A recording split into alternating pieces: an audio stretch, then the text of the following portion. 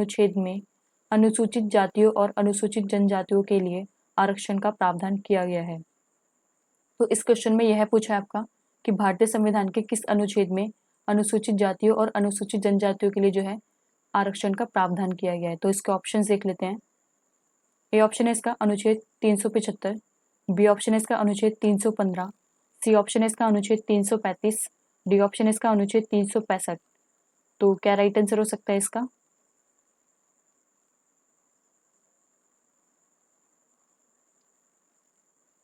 इसका right answer option number C, अनुच्छेद 335 यानी कि आर्टिकल 335 में जो है भारतीय संविधान के अनुच्छेद 335 में अनुसूचित जातियों और अनुसूचित जनजातियों के लिए जो है आरक्षण का प्रावधान किया गया है। तो आइए और जान लेते हैं इसके बारे में एक्स्ट्रा इन्फॉर्मेशन।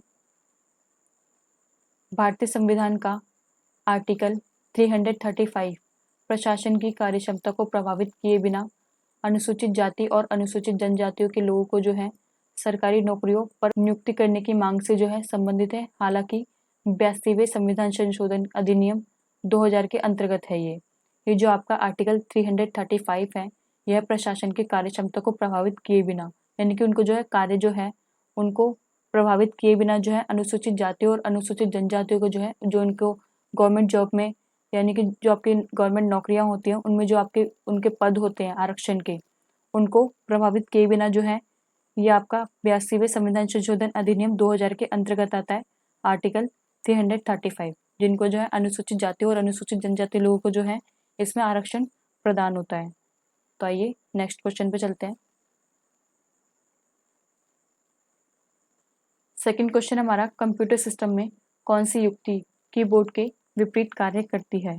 तो कंप्यूटर में ऐसा कौन सा सिस्टम है जो कीबोर्ड के अपोजिट कार्य करता है यानी कि अपोजिट काम करता है। तो इसके ऑप्शंस देख लेते हैं। ए ऑप्शन है इसका ट्रैक बॉल, बी ऑप्शन है इसका जॉयस्टिक, सी ऑप्शन है इसका माउस, डी ऑप्शन है इसका प्रिंटर। तो राइट आंसर क्या है?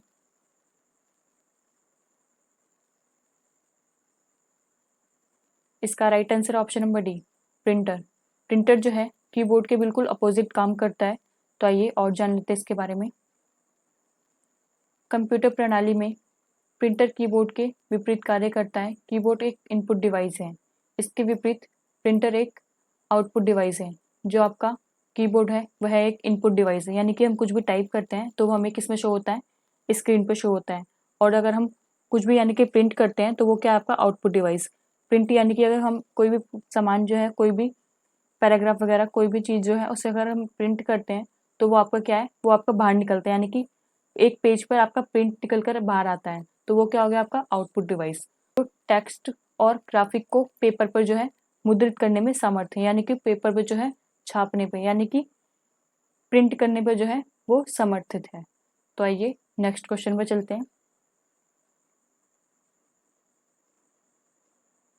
थर्ड क्वेश्चन हमारा भारतीय संविधान के निम्नलिखित में से किस अध्याय में जनता को गारंटी मूल अधिकार दिए गए हैं।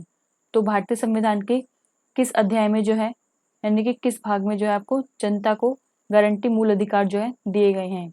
इसके ऑप्शंस देख लेते हैं। ए ऑप्शन है इसका भाग 2, बी ऑप्शन है इसका भाग 1, सी ऑप्शन है इसका भाग 4, डी ऑप्शन है इसका भाग 3।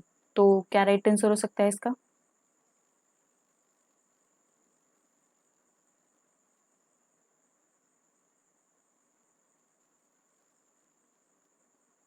इसका right answer option number D, भाग 3 में जो है वह जनता को गारंटी मूल अधिकार जो है देता है। भाग 3 में संविधान के भाग 3 में जो है जनता को गारंटी मूल अधिकार जो है दिए गए हैं। तो आइए और जान लेते हैं इसके बारे में। मूल अधिकार संयुक्त राज्य अमेरिका के संविधान से लिए गए हैं। इसका वर्णन संविधान के भाग 3 में अनुच्छेद 12 से 35 है और राष्ट्रीय आपात के दौरान अनुच्छेद 352 जीवन या व्यक्तिगत स्वतंत्रता के अधिकार को छोड़कर अन्य मौलिक अधिकार को जो है स्थगित किया जा सकता है।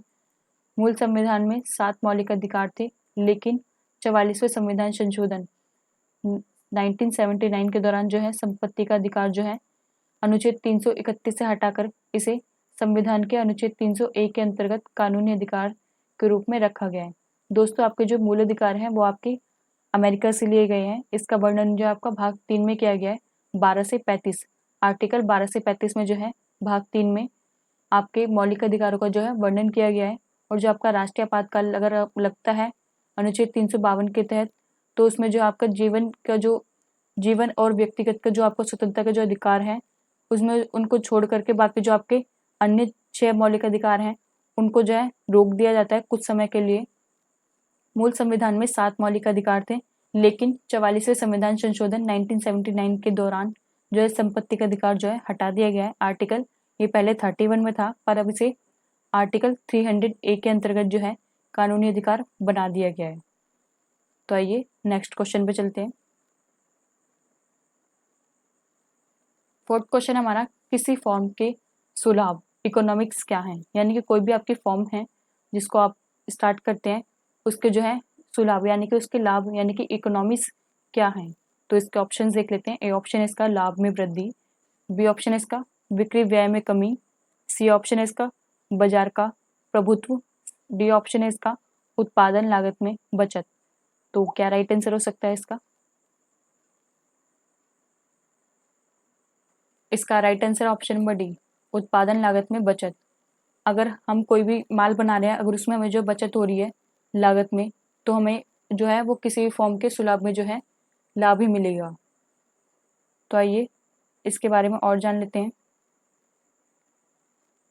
किसी फर्म के सुलाभ उत्पादन में बचत है व्यवस्था के विस्तृत क्षेत्र के अंतर्गत किसी फर्म की व्यवस्था में श्रम और पूंजी का संयोजन कैसे किया जाए को शामिल किया जाता है, तथा इसी प्रकार एक या एक से अधिक वस्तु के उत्पादन की औसत लागत कम या बढ़ाने या घटाने या पुनः स्थिर रखने पर केंद्रित किया जाता है। इसमें वस्तु या सेवा की अधिक इकाइयों को उत्पादन यानी कि लागत से कम औसत पर जो है शामिल किया जाता है।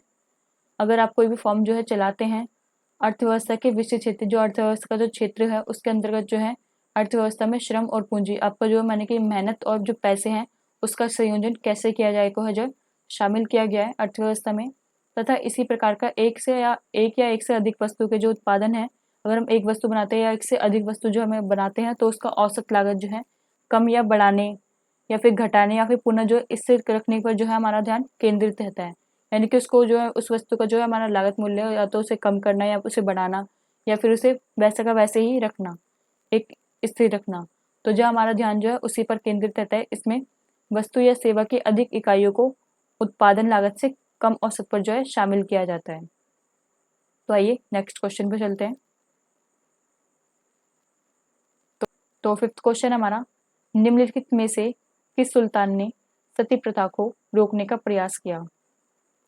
तो किस सुल्तान ने सती प्रथा को रोकने का प्रयास किया? इसके ऑप्शन देख लेते हैं।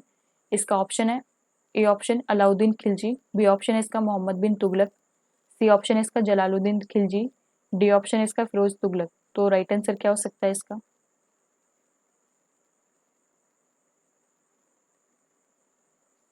इसका राइट आंसर है option number B, Mohammad bin Tughlaq ने जो है सती प्रथा को रोकने का जो है प्रयास किया था। खाली मोहम्मद बिन तुगलक ने खाली प्रयास किया था, इसे समाप्त नहीं किया था। तो आइए और जान लेते हैं इसके बारे में।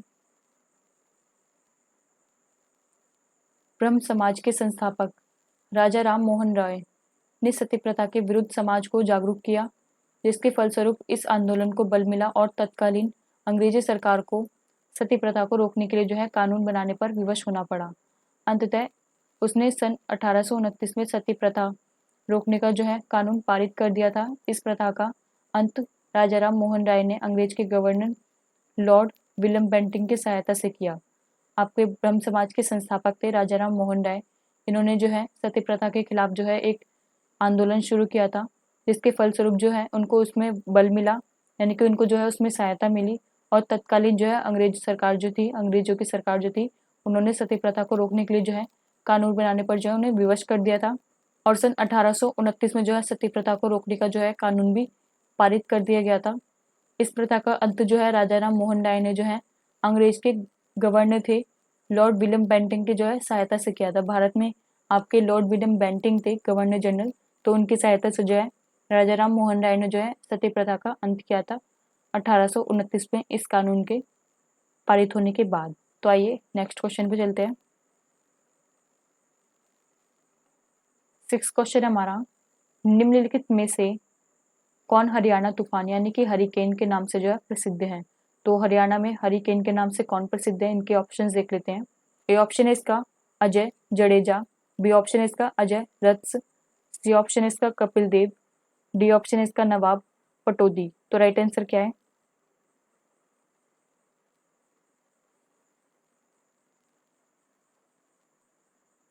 इसका right answer option number C, Kapil Dev जो है इसका राइट आंसर है। हरियाणा में हरिकेन के नाम से जो प्रसिद्ध हैं वो आपके कपिल देव हैं। तो आइए और जान लेते हैं इनके बारे में। भारतीय क्रिकेट टीम के पूर्वभूत कप्तान और गेंदबाज कपिल देव को जो है द हरियाणा हरिकेन अर्थात हरियाणा के तूफान के उपनाम से भी जो है जाना जाता है। इनको जो है हरियाणा में द हरियाणा हरिकेन के नाम से जो है जाना जाता है। तो आइए नेक्स्ट क्वेश्चन पे चलते हैं। 7वां क्वेश्चन हमारा, सबसे प्रचुर मात्रा में मिलने वाला तत्व क्या है। तो ए ऑप्शन है इसका कैल्शियम, बी ऑप्शन है इसका सिलिकॉन, सी ऑप्शन है इसका ऑक्सीजन, डी ऑप्शन है इसका नाइट्रोजन। तो राइट आंसर क्या है? इसका right answer option number C, oxygen जो है आपका सबसे प्रचुर मात्रा में पाया जाता है। तो आइए और जान लेते हैं इसके बारे में। पृथ्वी पर प्रचुर मात्रा में पाए जाने वाले तत्व जो लगभग ऑक्सीजन 47% है, सिलिकॉन 28% है, एल्युमिनियम 8% है और आयरन 5% है और मैग्नीशियम 2% है। जो आपका मैग्नीशियम से कम है बाकी तत्व वो आपके 1% है या फिर 1 से कम परसेंट है। तो आप इन्हें याद रखिएगा। आइए नेक्स्ट क्वेश्चन पे चलते हैं।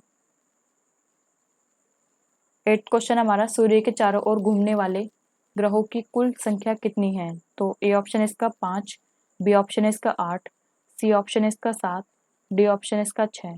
तो राइट आंसर क्या है?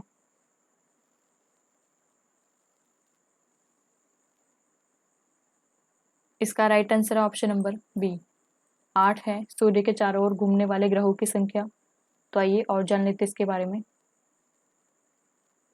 सूर्य अपने चारों तरफ परिक्रमा करने वाले 8 ग्रहों बुध, शुक्र, पृथ्वी, मंगल, बृहस्पति, शनि, यूरेनस और नेपच्यून, उपग्रहों, शुद्ध ग्रहों, उल्का और धूमकेतुओं के साथ जो है सौरमंडल के केंद्र में स्थित है। आपका जो सूर्य है वो आपका बिल्कुल केंद्र में स्थित है। ये आपके 8 ग्रह हैं और उपग्रह, शुद्ध ग्रह और उल्का और धूमकेतु के साथ जो है सौरमंडल के बिल्कुल केंद्र में स्थित है। सूर्य अपने द्रव्यमान और वजन से ग्रहों सूर्य ग्रहों की गति को जो है नियंत्रित करता है। यह बल गुरुत्वाकर्षण बल जो है कहलाता है। ये जो आपका बल है जो जिनको नियंत्रित करता है सूर्य ग्रहों की गति को, तो ये आपका एक कौन सा बल कहलाता है? गुरुत्वाकर्षण बल कहलाता है आपका, जिससे ये नियंत्रित करता है ग्रहों को। तो आइए नेक्स्ट क्वेश्चन पे चलते हैं। 9वां क्वेश्चन हमारा, भारतीय संविधान के किस अनुच्छेद में मुख्यमंत्री के कार्यों को परिभाषित किया गया है। तो ए ऑप्शन है इसका अनुच्छेद 66, बी ऑप्शन है इसका अनुच्छेद 163, सी ऑप्शन है इसका अनुच्छेद 167, डी ऑप्शन है इसका अनुच्छेद 164। तो राइट आंसर क्या है?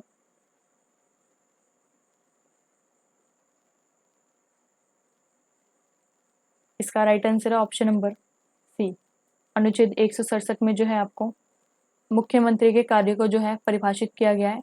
आर्टिकल 167 में मुख्यमंत्री के कार्य को जो है परिभाषित किया गया है भारतीय संविधान में। तो और जान लेते हैं इसके बारे में। हमारे संविधान के अनुच्छेद 167 के तहत राज्यों के मुख्यमंत्री राज्यपाल और मुख्यमंत्रियों की राज्य परिषद के बीच एक कड़ी के रूप में कार्य करता है। मुख्यमंत्री वास्तविक कार्यकारी होता है। राज्य के अधीनस्थ अधिकारियों के बीच में वह सरकार का एक मुखिया होता है। जो आपका मुख्यमंत्री होता है वह सरकार का एक मुखिया होता है और यह आर्टिकल 167 के तहत जो है राज्य के मुख्यमंत्री यानी कि राज्यपाल और मंत्रियों की और राज्य परिषद के बीच की जो है कि मुख्यमंत्री कड़ी के रूप में जो है कार्य करता है। मुख्यमंत्री वास्तविक कार्यकारी होता है।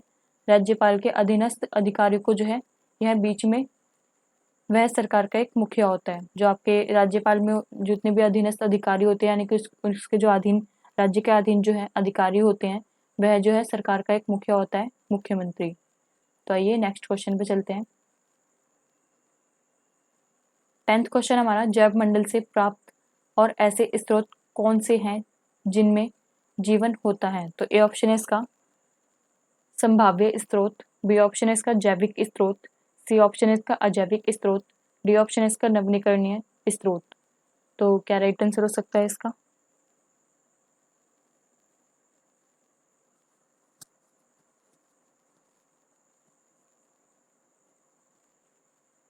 इसका right answer option number B, जैविक स्रोत होते हैं जो जैव मंडल से प्राप्त, यानी कि जो ऐसे स्रोत होते हैं जिनमें जीवन होता है, जैव मंडल से जो प्राप्त होते हैं, जो यानी कि इन्वायरमेंट से प्राप्त होते हैं हमें, और उनमें जीवन होता है। तो ऐसे स्रोत कौन से होते हैं? वो आपके जैविक स्रोत होते हैं। इनके बारे में और जान लेते हैं। जैव संसाधन यानी कि समुदाय के संजीव संसाधनों का वर्णन करते हैं।